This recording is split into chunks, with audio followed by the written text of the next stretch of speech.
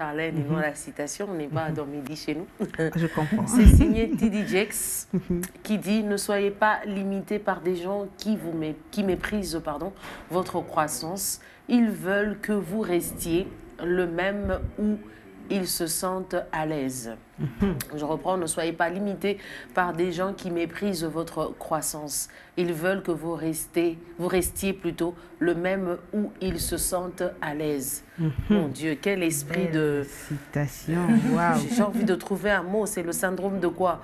De l'arrogance, de l'exploitation, de beaucoup de choses. Bon, je ne vais pas m'atteler trop, je vais laisser la sœur Sarah commencer. C'est pas possible. Belle citation. Moi, j'aime quand vous commencez. pensée. Moi, j'appuie. Oh, d'accord. C'est la balle. D'accord. Alors, je pense que c'est très clair. C'est très clair. Il faudrait pas qu'on soit ces personnes qui limitions les autres parce qu'on a vu quelque chose qui est dans l'autre que nous n'avons pas. Ça, c'est de la méchanceté. Je suis désolée, c'est de la méchanceté. C'est manque de savoir-vivre, manque de considération pour la personne et un manque de respect. Parce que, s'il vous plaît, respectez un peu ce que l'autre a. S'il l'a, c'est simplement la grâce de Dieu. C'est simplement Dieu qui a voulu que ça soit suspendu sur sa vie et que ça soit ainsi. Mais regardez, si vous cherchez aussi au fond de vous, vous découvrirez que vous avez quelque chose que cette personne n'a pas, que vous enviez. Alors, je ne vois vraiment pas pourquoi on va se mettre les bâtons dans les roues. C'est vraiment dommage que ces choses arrivent. Et je suis même tentée de dire que ces choses sont congolais. Non, franchement, je suis tentée de le dire. Je ne cesse de le dire. Il n'y a qu'à voir la manière dont les gens conduisent sur la route. On comprend qu'ils font tout pour vous limiter. Ils font tout au nom de... Tu as une petite voiture, tu as une grosse voiture. C'est dommage. C'est vraiment quelque chose de pas bien. Et je pense que T.D. Jakes, ce matin, est en train de nous tirer la sonnette d'alarme. Il faut éviter d'être des Haman qui cherchent tout le temps à ridiculiser les gens, à rabaisser les gens, à être un but d'eux-mêmes. Tout ça parce qu'on constate que l'autre est en train d'émerger ou a quelque chose de fort ou de puissant en lui. C'est vraiment dommage. Alors, je termine avec l'histoire de cet homme qui a fait 33 ans de ministère, cet homme qui est né. Et quand il est né, la Bible est en train de dire que Hérode était dérangé parce qu'il a demandé au mage, il a dit « Est-ce que vous pouvez me dire où se trouve cet enfant pour que je vienne l'adorer ?» Maman Charlène, maman Sarah, la question que je me pose, c'est Jésus est un bébé. À quel moment il allait prendre la place d'Hérode? Parce que Hérode allait passer, son fils allait passer, et il y allait avoir même son petit-fils qui allait passer. Jésus était un petit enfant, mais simplement Hérode voulait limiter l'action de l'esprit parce qu'il avait compris que Jésus avait quelque chose que lui n'avait pas. Il y avait quelque chose qui brillait chez Jésus et lui, c'était les ténèbres. Qu'est-ce qu'il a fait? Il a fait tuer beaucoup d'enfants parce qu'il voulait limiter cette personne de Jésus. Mais gloire soit rendue à Dieu parce que nous sommes la lumière et le sel du monde. Lorsque nous sommes lumière et sel, le sel donne la saveur à la vie, le sel donne la saveur à la nourriture, le sel permet à ce que la nourriture ne soit pas ternie, que la nourriture soit conservée. Et c'est ça que nous avons et nous devons les faire sortir. La Bible dit, on n'allume pas une lampe pour le mettre sous le boiseau, mais on l'allume pour qu'il arrive à éclairer. Puisque nous sommes des lumières et que nous avons ça en nous, rien ni personne ne viendra nous limiter et nous mépriser face à la lumière et aux grâces et aux talents que Dieu a mis en nous. Un jour, ça finira par s'éclore, même si on nous enferme comment.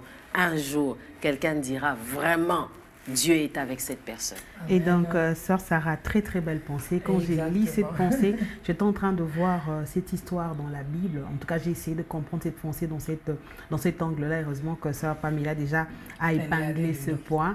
Et donc, parce que, en fait, le T.D. Jakes veut nous faire comprendre que les gens qui viennent mépriser notre vie ou viennent avec le mépris, en fait, les buts, c'est nous décourager. Le but, c'est qu'ils voient quelque chose en nous que nous-mêmes, nous n'avons pas aperçu.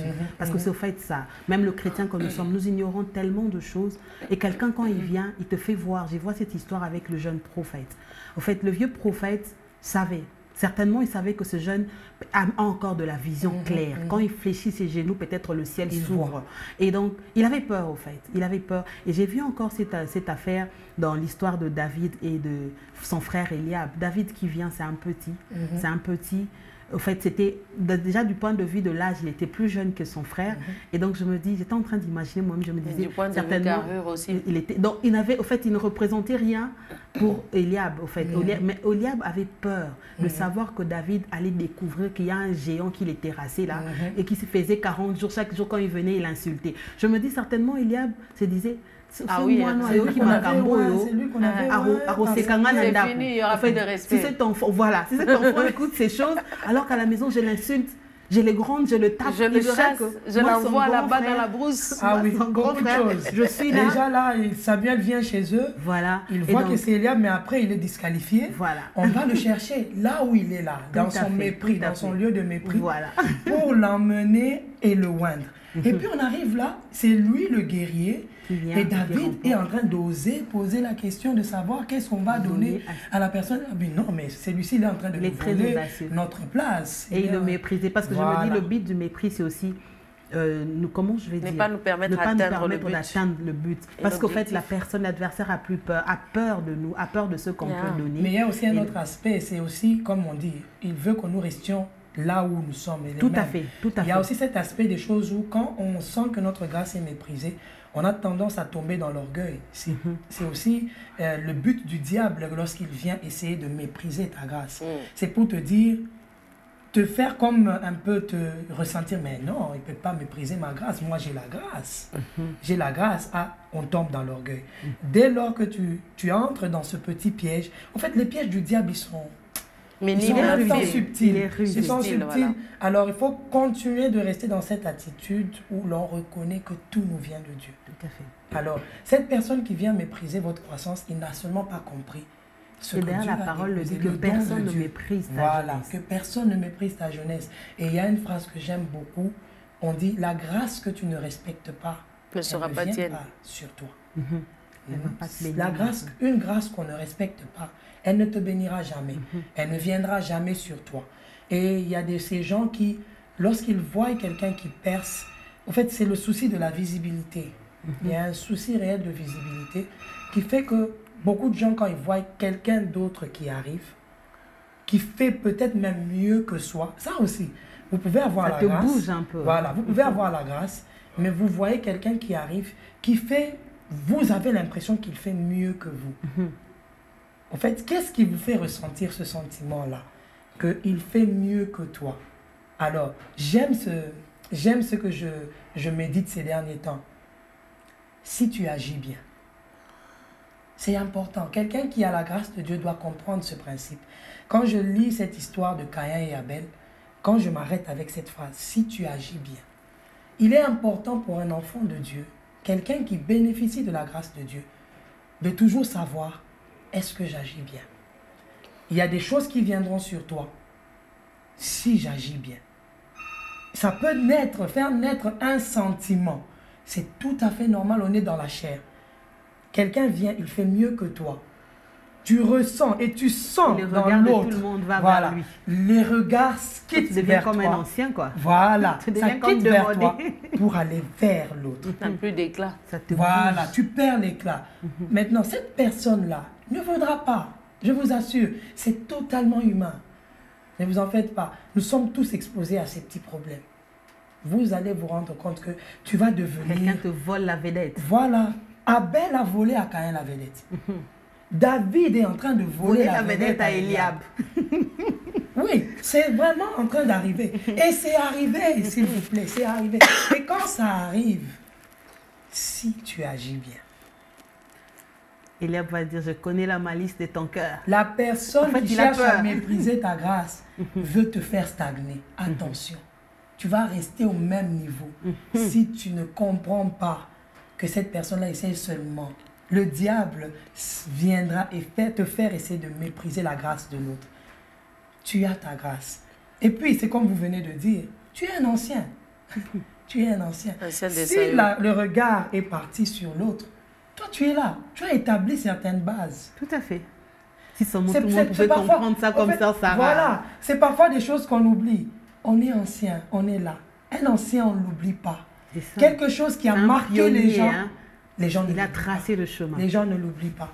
J'ai vécu dans un milieu où on voyait, bon, à une époque, j'étais avec des grands artistes et tout. Et vous voyez autour de vous des gens qui avaient ces tendances-là de comparer. Attention à la comparaison. Les gens viendront toujours pour vous comparer. Sœur Sarah, vous ne voyez pas que celle-là fait mieux que vous? Ah, la sœur Sarah. Celle qui chicoter. Celle qui chante là. Mais on vient lui dire, celle-là fait mieux que toi. Oh là là, si tu agis bien. Si tu agis bien. Caïn, si tu agis bien, tu relèveras la tête. Alors nous devons comprendre la place que Dieu donne à chacun d'entre nous. Nous avons tous une place. Et puis il faut comprendre ces choses. On brille pour un temps. Come on. On brille pour un temps. Même les étoiles dans le ciel, il y a des jours où elles brillent toutes. Mais il y a des jours où elles disparaissent parce qu'il y a les nuages qui viennent prendre la vedette. Elles sont là, il doit pleuvoir. Donc les étoiles sont là, mais elles sont obscurcies par la pluie. Mais il est temps qu'il pleuve. Vous voulez quoi? Que les étoiles mais s'il ne pleut pas, la pluie. Comment les plantes vont pousser? En fait, chaque chose doit se faire en son temps. Si tu as brillé un temps et que quelqu'un d'autre vient briller dans un autre temps, comprends que c'est le temps de Dieu. Tout simplement. Tout simplement. Et d'ailleurs, en respectant celui qui brille, tu brilles en réalité. C'est ça même la matière. En fait, les gens ne comprennent pas ça. C'est ça que Dieu dit à Caïn. Tu relèveras la tête. En fait, tu brilleras à ton niveau. Tu brilleras à ta façon. Parce que, en fait, j'ai remarqué que quelqu'un qui respecte la grâce des autres, les gens s'étonnent. Moi, les gens sont déjà venus me poser la question. Comment tu fais pour apprécier une autre sœur que toi? J'étais choquée ce jour-là. Mais en même temps, j'ai dit, Seigneur, merci. Merci. Au moins, si quelqu'un pose cette question, c'est que quand même, j'agis bien. Je ne suis peut-être pas encore arrivé au summum, mais si quelqu'un vient me poser cette question, cela veut dire que quand même, nous faisons cet effort vers la vie éternelle afin d'agir toujours selon ce que Dieu veut. Amen. Que le Seigneur nous aide, que vraiment le Seigneur nous aide à comprendre ces choses. Vraiment, on ira en avant. Amen, amen. Et d'ailleurs, la parole de Dieu le dit, j'étais en train de fouiller dans Proverbe 14, 21, celui qui méprise son prochain commet un péché. Donc, ne méprisons pas nos prochains. Pour rien. C'est quoi? On attend dans Zambi. Non, il faudrait qu'on équilibre pour que tout le monde comprenne. Exactement. Qu'on attend dans Zambi. Parce que tu méprises. Oui. Oui. Waouh. Et on va le voir avec des exemples dans la Bible qui étaient poignants. On a vu un David qui était méprisé, mais celui qui remporte. Donc, tu as mais quand il remporte, Israël remporte. Voilà. Eliab remporte. C'est ça. Au fait, c'est ça. Au fait, on ne veut pas partager les succès. On se dit, si c'est Sœur Pamela qui gagne, on va voir Sœur Pamela, mais c'est toute la chaîne. Et ça m'a même rappelé, vous allez vous rendre compte, même Saül fait ça. Saül voit comment David est en train de monter. Saül prend l'armée du Seigneur. Il prend l'armée de Dieu. Pour poursuivre. Qui est censé garder le pâturage d'Israël. Il délocalise toute une armée de Dieu pour aller suivre David. J'aime ce passage-là où on dit, à peine il était en train d'atteindre David, on vient lui dire, Saül, il y a des gens des Philistins qui sont en train d'attaquer. Vous voyez, regardez comment on met en danger tout le monde parce que on veut tellement assouvir à ses sentiments, voilà, arrêter la grâce de quelqu'un. On met même les autres, tout un peuple, toute une nation qui a besoin de voir Christ en danger. Waouh, waouh, waouh, très très belle pensée. En tout cas, je ne savais pas qu'on allait vraiment entrer dedans. Mais on va prendre le pain. C'était la pensée du jour de T.D. Jakes qui nous amène à ne pas mépriser les autres, à ne pas mépriser. Et toi aussi qui es méprisé, ne laisse personne mépriser ta jeunesse. Amen. Ne laisse personne te mépriser parce que tu as quelque chose de Dieu, tu connais ta valeur. Sois comme David, on le méprise, mais il est là, il se tient, il pose la question, il continue son chemin. En fait, tes mépris ne me font rien du tout. Tu peux vivre comme ça et vivre heureux.